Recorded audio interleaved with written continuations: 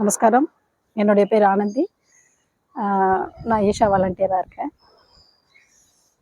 நான் 2001 கிளாஸ் பண்ணேன்.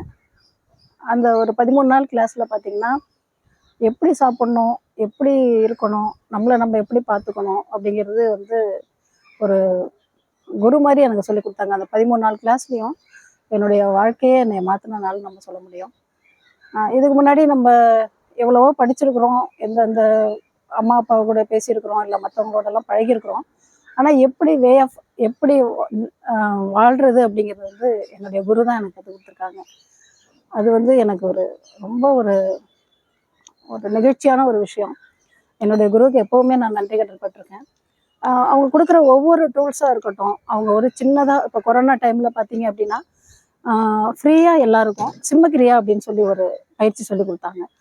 அது யார் யாருக்கு கொரோனா இருக்கோ நாங்கள் அது ஒரு வாலண்டரிங் அது பெரிய லெவலில் பண்ணிட்டு இருந்தோம். அந்த டைமில் பார்த்தீங்க அப்படின்னா யாருக்கு கொரோனா இருக்கோ அவங்களுக்கெல்லாம் சிம்மக்கிரியா எல்லாருக்கும் சொல்லி கொடுத்தோம்.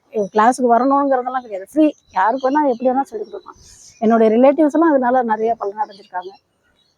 அந்த மாதிரி ஒரு மெடிக்கலாக இல்லாமல் ஒரு யோகா முறையில் நம்மளை எப்படி ஹெல்த்தியாக வச்சுக்க முடியும், நம்மளை எப்படி பீஸ்ஃபுல்லாக வச்சுக்க முடியும், ஸ்ட்ரெஸ் இல்லாமல் வச்சுக்க முடியும். இந்த வயசில் எனக்கு ஒரு பெரிய வாழ்க்கையை எப்படி வாழணும்னு கற்றுக் கொடுத்தது என்னுடைய குரு தான். அவருக்கு எந்த காலத்துலேயும் நன்றியோடு இருக்கணும். நான் என்னுடைய குருவுக்கு பல கோடி நமஸ்காரங்கள். இன்னும் ஒரு விஷயம் அப்படி பார்த்தீங்கன்னா, நான் சின்ன வயசுலேருந்து ஆஸ்மா பேஷண்ட்டு. எனக்கு இன்ஜெக்ஷன் இதில் தான் வெயினில் தான் போடுவாங்க. அப்போ ரொம்ப அழுவேன். டாக்டரை பார்த்தாவே எனக்கு ஒரு பயம். என்னுடைய நேட்டிவ் கோயம்புத்தூர் போனாவே எனக்கு வீசிங் வந்துடும்.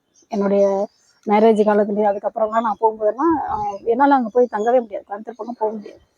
ஆனால் இப்போ பார்த்தீங்க அப்படின்னா கோயம்புத்தூருக்கு போகிறேன்.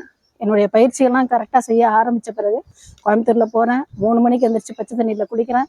எனக்கு வீசிங் ப்ராப்ளம் அப்படிங்கிறது 99% எனக்கு இல்லை. அதை நான் ப்ரூவ் பண்ண முடியும்.